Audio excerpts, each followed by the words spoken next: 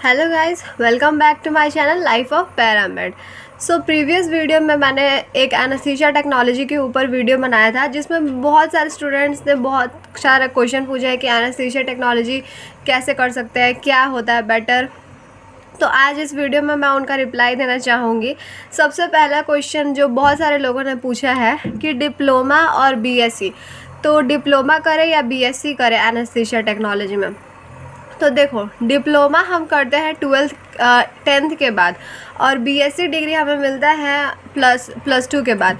तो डिप्लोमा में भी वही होता है और बीएससी में भी वही होता है और एमएससी करके भी हमें वही होता है। कितने लोगों का क्वेश्चन ये भी होता है कि एमएससी बीएससी के बाद एमएससी करें या ना करें।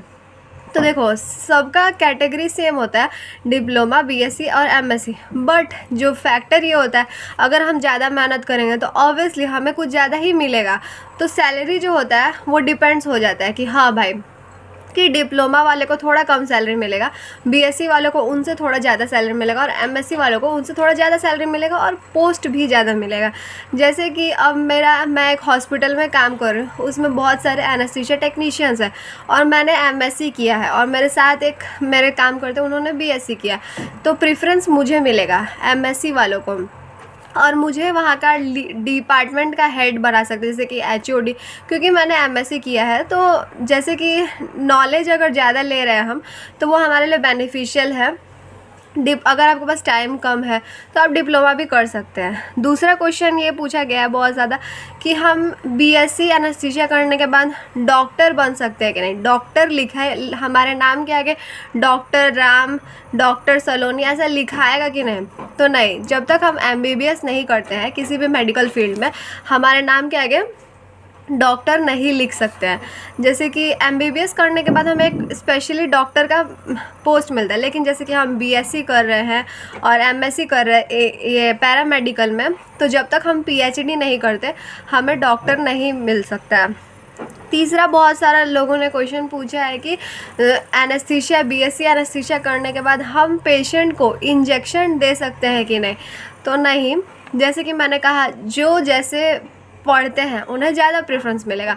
जैसे कि फॉर एग्ज़ाम्पल मैंने एमबीबीएस किया, उसके बाद मैंने एमडी इन एनेस्थीसिया किया और यहाँ दूसरे हैं जिन्होंने सीधा बीएससी इन एनेस्थीसिया किया।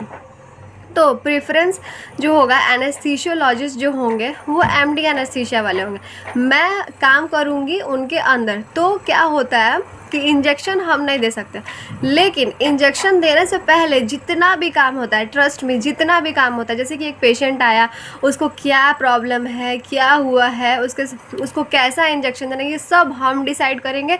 एमडी एनेस्थीसियोलॉजिस्ट इंजेक्शन फाइनल करेंगे, इंजेक्शन देंगे, बस उनका काम उतना ही होता है। बाद में हमारा बहुत सारा रोल है। हम उन लोगों को जैसे कि सर्जरी हो रहा है उस टाइम उनको मॉनिटर करेंगे, सर्जरी होने के बाद मॉनिटर करेंगे, सर्जरी होने से पहले भी मॉनिटर करते। तो एनेस्थीसिया टेक्नीशियंस जो हैं उनका रोल है, ऐसा नहीं कि हाँ वो कुछ नहीं करते, उनका बहुत सारा काम है। उसके बाद बहुत सारे लोगों ने क्वेश्चन पूछा है कि ओटी पढ़ना सही रहेगा या एनेस्थीसिया टेक्नोलॉजी पढ़ना सही रहेगा। तो मेरे ख्याल से जैसे कि ओटी भी एक अच्छा ब्रांच है, उसमें ऑपरेशन थिएटर के अंदर जो भी हमें रिक्वायरमेंट्स होती है, टूल्स वगैरह, उसको स्टेरलाइज करना, वो सब। और एनेस्थीसिया एक अलग ही डिपार्टमेंट है, वो भी बहुत अच्छा है। इन दोनों का कंपेयर कर तो दोनों भाई बहन जैसे हैं, मिलते हैं। तो अगर आपने ओटी किया है, बीएससी इन ओटी टेक्नोलॉजी, और आपको आगे जाके एनेस्थीसिया में इंटरेस्ट है, या आपने बीएससी इन एनेस्थीसिया किया, आगे जाके आपको ओटी टेक्नीशियन पढ़ना, तो इसके लिए एक अच्छा, सबसे अच्छा ऑप्शन कि आप MSc in anaesthesia and OT technology combine में पढ़ सकते हैं। तो इससे क्या होगा, आपका दोनों फील्ड में टच रहेगा, ओटी में भी और एनेस्थीसिया में भी। और जैसे कि मैंने बोला, ये दोनों फील्ड मतलब लगभग सेम है। तो ये आपके इंटरेस्ट के ऊपर डिपेंड करता है कि जिसमें आपको ज़्यादा इंटरेस्ट है कि हाँ मैं ओटी टेक्नीशियन अच्छा लगूंगा, मुझे ओटी टेक्नीशियन बनना है, तो उसमें आप जा सकते हैं और बेस्ड अपॉन योर इंटरेस्ट। और दूसरा क्वेश्चन लोगों ने पूछा है कि कॉलेज कौन सा अच्छा रहेगा एनेस्थीसिया टेक्नोलॉजी पढ़ने के लिए। तो कॉलेज सारे कॉलेज अच्छे हैं, जहाँ आप पढ़ो, जितना अच्छे से आप पढ़ो उस पर डिपेंड करता है, ठीक है। पर from my point of view, जैसे कि मैं प्राइवेट कॉलेज से पढ़ रही हूँ, Jain university school of allied health से, लेकिन मेरे प्रोस्पेक्टिव से अगर आप पैरामेडिकल फील्ड में हो और अगर आपको अच्छा पढ़ना है, अच्छा प्रैक्टिकल्स चाहिए, इस सब के लिए प्रैक्टिकल बहुत इंपॉर्टेंट, तो इस सब के लिए आपको एक ऐसा कॉलेज चूज़ करना चाहिए जो हॉस्पिटल से लिंक्ड हो, हमें लाइव पेशेंट दिखे, हम वहाँ लाइव एग्जाम्पल देख सकें। तो ऐसा कॉलेज चूज़ कीजिए जो हॉस्पिटल से लिंक्ड हो। जैसे मणिपाल हॉस्पिटल और कॉलेज दोनों सेम है, तो वहाँ पे पेशेंट चूज़ करते हैं। जैसे कि निमहांस भी हॉस्पिटल भी है, कॉलेज भी है, तो वहाँ पे पेशेंट हम देख सकते हैं, लाइव पेशेंट मिल सकता है हमें, तो ये भी बहुत अच्छा है। तो जहाँ जैसे कि गवर्नमेंट कॉलेजेस भी बहुत अच्छे होते हैं, उनको ज़्यादा प्रेफरेंस मिलता है as compared to private college. तो कॉलेज आप ऐसा ही चूज़ करें जहाँ पे आपका हॉस्पिटल टचअप हो।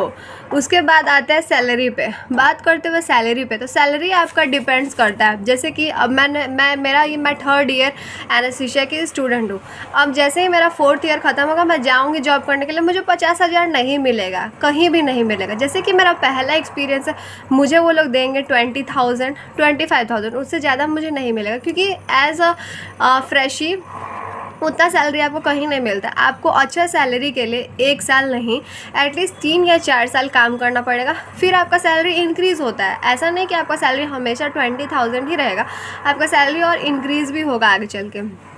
और अगर आपको और अच्छा सैलरी चाहिए तो आप एमएससी भी कर सकते हैं, उसके लिए भी ऑप्ट कर सकते हैं। तो सैलरी पर्सपेक्टिव से MSc is the best. MSc भी कीजिए, बीएससी भी कीजिए, ताकि आपको अच्छा सैलरी मिले।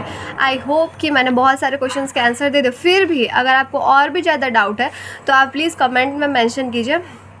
मैं फिर से एक और वीडियो बनाऊंगी, और जिन्होंने मेरा पहला वाला वीडियो नहीं देखा एनेस्थीसिया टेक्नोलॉजी के बारे में, प्लीज़ आप एक बार उसको जाके देखिए और लाइक, कमेंट और सब्सक्राइब कीजिए। और हाँ, जिनको कार्डियक केयर टेक्नोलॉजी पढ़ना है उसके बारे में भी हमारे चैनल पे एक वीडियो है, तो प्लीज़ उसको भी लाइक कीजिए, शेयर कीजिए, सब्सक्राइब कीजिए हमारे चैनल को और देखिए। Thank you.